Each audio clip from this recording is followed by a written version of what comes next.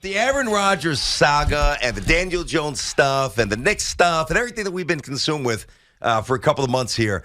And obviously leading up to the start of the baseball season, we've had our baseball topics, we've had our baseball reactions, and rightfully so, everybody lamenting what happened with Diaz. Just awful. We know that. The Mets are in a rough spot right now. I got to tell you, I think the Yankees going into the season, I think the Yankees are actually in a worse spot than the Mets. Can I just lay something out for you that, and I've known this, but it just it smacked me today coming in. I don't know why today, but it did. So let's get this straight. You got a shortstop that nobody wants playing shortstop who can't hit, who's something an outfielder. That's IKF. You have an outfielder who can't do anything in Hicks, who's on the short list of most despised New York athletes, really because of a lack of effort. He's shot. You've got a 33-year-old masher who's made out of glass, who they're going to try to wedge into the outfield 30, 40 times a year. Spoiler, it's not going to work. He's going to get hurt. And you've got a 31-year-old superstar who might have to play a more taxing position center field, which he's very good at, because the starting center fielder, who's awesome, going to get the baseball, is out for who knows how long. Opening day's around the corner. Yankees are not lined up to come flying out of the chute here, buddy. Yeah. I think Yanks have it worse than the Mets. Well, here's the thing, though, BT. At least the Yankees have the best player in baseball playing right field and sometimes center and maybe even sometimes left field as they try to move things around. Whereas the Mets, we talk about this Mets team and we know how good they were, but they were middle of the pack in home runs last year, 15th or so, 15th or so in home runs last year. So they don't have that big threat of scoring the way that you think about the Yankees and the other powerhouses of Major League Baseball, right? And the way that they would win was by really good pitching and a closer. So they've lost their closer, Francisco Alvarez, who was supposed to be this next coming and maybe this platoon DH this year. He's hitting 130 in spring training, no home runs at all. You have so many question marks around the injuries in the rotation. That Quintana's out, and obviously they've had some injuries around the pitching as well. Aged at the start. I think the Mets, because of their pitching situation, which was supposed to be their strength, are actually the more challenged, at least to start the season. Because the Mets, they're going to spend, right? At some point, they're going to acquire whatever they need to acquire, whether it's a reliever, which I don't believe they'll go after. I think they go after more power. They go after more bats. But right now, to start the season, the Mets feel like they're the ones that are limping into the start of the regular season. Well, it's funny because we see it the exact opposite way, but we're definitely, and we're not doing this intentionally here, we're both, spewing some negativity at the shoot here. Well, it's not negativity, because I think the optimism is still there. I think we still believe that both of these teams, and again, I'm not advocating that the Mets are a better team than the Yankees. I'm just saying we look at both of these teams, and we know that they're going to win 90 plus, probably mid-90s games. I don't know about mid-90s. I know what we did our predictions the other day. I don't know if you lock both these teams in for mid-90s just like that. I don't think you do. Well, I don't think you do. Well, I think that, first of all, the coaching is really good. The managing is really good. And the organizations have risen to the Yankees have always been there, but the Mets have now risen to the point where if you need something, they're going to do something. And so that's what gives me faith that they're going to get to 90s, probably mid-90s, even though I am just under mid-90s for the Mets. Again, it's a couple of games here or there. It's nothing to scream home about. When you lose Edwin Diaz, and now you're going to piece it together with David Robertson, who's talking about he doesn't really care where he pitches, or Ottavino, who as the closer option, it gives you a little bit of pause when you think about how the team is constructed. Listen, I look at the Mets infield, right? I go around the horn, and I see Alonso, 40 bombs. I see a batting title second. I see a two-way threat, not quite a superstar, but borderline superstar, Lindor. Third base is fine. Escobar is going to be fine for one more year. Catching, that's got to resolve itself, and hopefully eventually it will with Alvarez. But to me, the Mets infield is, for the most part, lights out, with the exception of third base, right? For the Yankees, on the good days when things are lined up, I think they've got a chance to be really good, but I'm still a little bit worried about Rizzo's back. I've never been all in. Well, early on I was, but it's been a couple of years since I've been all in on Gleyber Torres. I said over the winter I would have traded him. and I would have opened up, that position for one of the kids. Speaking of the kids, you don't really know, number one, to be fair, how they're fully going to put. We could sit here and say Volpe's this, and he looks to be that. And we could say we love Peraza, but until they're actually thrown out there night in, night out, I know Peraza obviously got a little sample a year ago and acquitted himself pretty well. But you want to see it again. Shortstop is still filled with holes. Third base, Donaldson looks like he's shot. You're going to get a little LeMahieu over there, fine. And I just ran through the outfield situation, and the Yankees' catching situation is borderline deplorable. But I know they're going to win games, but let's not make it seem like they're just coming with an A-plus lineup here. But they're not. You also have Aaron Judge, who carried a lot of this team last year. Now, you don't want him to do that every season. That's not ridiculous. That's not realistic. That's not fair. That's not sustainable. Yes. It's not the NBA with Jordan. It's just not. Donaldson, I'm not overly worried about because DJ's having a great spring. I mean, that's a decision that's going to have to be made is who you're starting at third base on a regular basis. Is it DJ, who's up close to 1,000 OPS in spring training? I know it's spring training, but he seems to be back to where he was when he was one of the 2 or 3 most important players on the Yankees, at least non-rotation last year. So I'm less worried about the Yankees because of the fact that they're simply the Yankees, and whereas that pedigree, that expectation is always there, the Mets are still trying to grind it year over year over year. They haven't done it consistently enough. And when you lose, as you mentioned, the heartbeat of this team, and again, I think they're going to be fine, but when you lose the heartbeat of a team in Edwin Diaz, it just makes things, and you're not a prolific run-scoring squad. It makes starting the season a little bit trepidatious for you. 877-337-6666. That's the number here on the show. Tiki and Tierney on the Fan inside of our Town Fair Tire studio. Friends at Town Fair reminds you that you always get the guarantee lowest price on name brand tires from Connecticut to Maine. Nobody beats Town Fair Tire. Nobody. Listen, I get what you're saying about Judge being a superstar, being this transcendent player, but baseball is still cyclical. Baseball is still sometimes very unfair.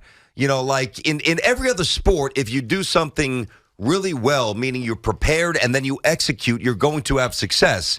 In baseball, you could prepare, do it well, and hit a line drive at somebody. So there's no and you're out. So there's no guarantees that that Judge is going to just come out and be judged from day one. I mean, he probably will be. I would certainly bet more on it than against it. But do I think he hit 62 home runs? Probably not. And God forbid if there's a real drop-off in his performance, who's picking up the slack? Let me frame it this way. Put Judge aside for a moment. Because I think that the Mets, boy, this is weird, because I think the Mets have a tougher path to the playoffs in the World Series. They definitely do, because they're, on paper, the third best team in the division. But true, I don't disagree with that. Yeah. And then you get to the Padres, the Dodgers, etc., the Cardinals. Yes, I think it's a tougher road for the Mets to get to where they want to get. I think it's a little bit, quote unquote, easier for the Yankees. But like outside of Judge, who can carry the Yankees for 4 or 5 weeks? I think that to me that's a very interesting part of the equation, because if Alonso goes ice cold, Lindor can do it for a month. If Lindor goes ice cold, not that McNeil's going to carry you, but he, can very well hit 370 for a month. Yeah, and McNeil's going to get on base. They can manufacture runs. I know there's fewer answers for the Yankees. There are fewer answers for the Yankees, but Giancarlo Stanton is assuming health. And again, it's a bad assumption because we can't ever assume health with him, even though we want to. He's only 33 years old. It feels like he's been around forever and he's old, Giancarlo Stanton, but he's only 33 years old, and he's, at least outwardly, aesthetically, he looks like he's in unbelievable shape. God, for sure. I mean, and I think he'll always be that way. He'll be 70, and he'll look like, a goddess still, or God still, Giancarlo Stanton. His body is always going to look right. It's great for the beach. Can you play 150 games and run? Probably not. The question is, does he stay healthy long enough? And look, I think ultimately that he is that guy that can fill the void should Aaron Judge become compromised. No, that doesn't make me feel good. And that's not a knock on Stanton. He's had a great career, borderline great, in by most measurements, a borderline great, borderline Hall of Fame career. Yeah. But at this stage, and I'm not saying he's not going to have a couple of weeks where he just goes on a binge. I can't rely on Giancarlo Stanton to carry the mail for the Yankees for 4, 5, 6 weeks. What about DJ? I can't. What about DJ? No. Not DJ? No. And no. so, to carry it? No. And so it's not that kind of hitter. And so, unfortunately for the Yankees, they're dependent again upon Judge. Aaron Judge. That's why Volpe's so critical. I'll tell you something else. Like, it's amazing to me, and this is part of the issue that I have with the Yankees construction. You have a $270-ish million payroll, and think about what I said to start the show. Today, you have a shortstop playing left field. He's not a good shortstop. Why would he be a good outfielder? There's just so many moving parts and so many, at least what I perceive to be non-answers. How can you have that payroll and that instability in the outfield? Yeah. How is that possible? Well, you try to mitigate it. And again, they're a little bit unlucky. Let's be fair. With the Bader stuff? With the Bader thing, they're a little bit unlucky. And so Cabrera is going to be your swing guy. Honestly, I trust him in left field. I really would, more than IKF in left field. Me too, but I don't know if he's going to hit. I don't know. And they're trying to make Giancarlo Stanton more of an everyday player, and they have to do that because I've been hearing that song and dance every year. So tired of hearing that. But they kind of have to. He is what he is. They kind of have to, though, because of Rizzo's back. But that's my point. So look at what they're trying to do. They're trying to coerce more health out of a guy who's never been healthy. Mm-hmm. Never. Well, I think that's my point. I think what they're actually trying to do is change the expectation for him. For him personally, not like for us looking at Giancarlo Stanton, but all right, dude, we're paying you a lot of money. You got to contribute a little bit more than 4 swings or whatever it is, 5 swings a night. With just playing the DH and sitting around the whole time. And look, if he can actually play that way, then the Yankees feel a little bit more stable, even if they should have some injury issues. But right now, they're just unlucky in the outfield. But they still have Aaron Judge in their outfield. So it's hard to say that they're compromised in the outfield. And that's not even to talk about Rodon, who knows when we see him. I don't think it's going to be terrible, but let's make sure that he's, first of all, able to adapt to New York City because his resume is a little scattered, a little up and down, he's got great stuff, but he's had injury issues, and he's had seasons where he hasn't pitched incredibly well. Let's see what happens with the back end of the rotation. So I think the Yankees personally have more questions coming into the season. I like the Yankees division. Like I feel like the American League is an easier backyard, so to speak, to figure things out. Mm-hmm. The NL is a little more unforgiving. To me, and I think I think most people think that way. So maybe the Yankees with more issues can navigate this more seamlessly than the Mets, who have issues as well. I think the bottom line is both teams are kind of entering the season, a little bloodied here. Not exactly, running into the start of the season here. Little issue. All right, let's start things up. Sid's up in Riverdale on the Fan Tiki and Tierney show. What's happening, Sid? How are you? Hey, Tiki and Tierney, how are you? We're good, man, buddy.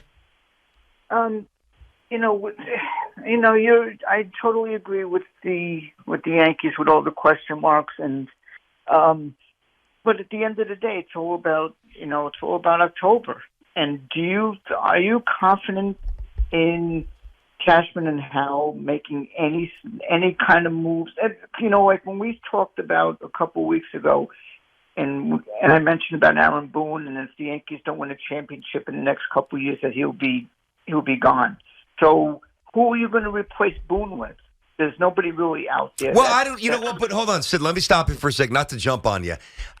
I'm usually down to talk about anything. It's March. He just signed an extension. I mean, Boone's going nowhere. Same with Cashman. So to me, that's kind of a pointless conversation. I don't think there's a lot of merit there now because they're not going anywhere. You've got to accept it. Right, and the thing that really sticks out, that really bothers me, is you put an IKF in the outfield. Oh, jeez, it's gross. And you still have Hicks and Donaldson on and to me, all the off season they were trying to get rid of Hicks and Donaldson to begin with. So I just don't see, and Brandon, I loved your plan from the very beginning when you mentioned, play all the kids. Mm-hmm. Let's see what they've got. I want to see what they've got. One of them is definitely playing. There's no doubt about it because they're not moving IKF and experimenting with him because he played center a couple of days ago. Now Yeah, he did. Today he's playing left, and that game will be on. By the way, Volpe's batting 6, playing short. Yep. He's in there today. Yep, that game So is the 1 lineup. o'clock this afternoon. So we'll be Here off on the there. Fan. We'll be off at 1, so you can listen to it right here. But yeah, they're not moving him around off a short because they really want to get a look at the guy. They want to see if he has any value anywhere else. Well, it's the other than last stop shortstop. before they punt him outside the gate. Exactly All right, right. we'll just get you a little closer right. to the exit, buddy. You know, keep it moving. A little more, a little more. Keep it moving. A little more. 877-337-6666. Adam thinks maybe overreacting to some of the early season issues for the Yankees. And this is not punching up here, guys. Adam, what's happening, buddy? How are you? What's up, Adam? You guys remember, like, back in, like, middle school when we had, like, debate club and you were assigned one side of the issue and the other person is assigned the other, and no matter what you actually think, you have to debate it? That's what it kind of felt like in the first segment of the show. It's like, we're trying to make problems here. Yes, there are some injuries now, but we all know it's a long season. Yes, we know Stanton doesn't stay healthy typically, but if you can get 120 games out of him, he can be a really effective player. If. Bader will be back in May. Yes, there's a lot of ifs, but every single team in baseball has ifs. At the end of the day, there's 162 But games. hold on a second. Not every team that is thought to be in the mix for a World Series has the issues that the Yankees and the Mets currently have. I got to correct you on that. That's not true. You're right. Okay. They're coming slow out of the gate, but it's a long season, and issues will arise with all these teams. That's Somebody's fair. going to That's get fair. hurt, Mhm. and that's the grind of the baseball season. I even think with the Mets, like, yes, they lost Diaz, but is he really, like, the pulse of that team? Is he the guy that holds that locker room together? I don't think so. I think they'll figure out a way to patch together some saves, and if you get enough save opportunities, they'll win a lot of games. Yeah. So I think both teams are going to be fine and just. Oh, like, yeah. And look, we They're said gonna be- that. Look, yeah. they're going to be mid-90s. Nobody's saying they're not going to be fine. No, They want to win. They're not winning 70 games. They're winning 75 games. But, you know, he's right to an extent. You come into a season wanting to be at your best. It just is what it is. You just want to start. I don't care what sport we're talking about. You want to start the season strong because it's confidence building. It justifies everything that happened in the offseason. And simply because of bad luck, let's call it that, and the little circumstances with both of these teams, they're a little bit compromised. They're not coming in as strong as they absolutely could be. And certainly for the Mets without Edwin Diaz, who was the best closer in baseball last year. But it's not terminal. I don't think we're not talking about terminal issues here for either one of these teams. We're just talking about starting to see, well, terminal as it pertains to maybe the World Series. Okay. But terminal as far as a successful season, neither one of these teams are in that space, right? There's no chance that these teams win 80 games. There's no chance that that's happening. But I agree with that. But I don't think it's out of the realm that one of the teams wins 88, 89. Like I'm not predicting that, but I don't think that they're such locks that they're beyond reproach. I would disagree on that a little bit. 877-337-6666. So, not to start things off with a negative, but it's been a rough spring for the Yankees and the Mets. So we ask you, and this is obviously what me and Teak are debating, which team is more vulnerable heading into the season? We're just about a week or so away from first pitch. Tiki says the Mets. I actually think it's the Yankees. What do you think? 877-337-6666.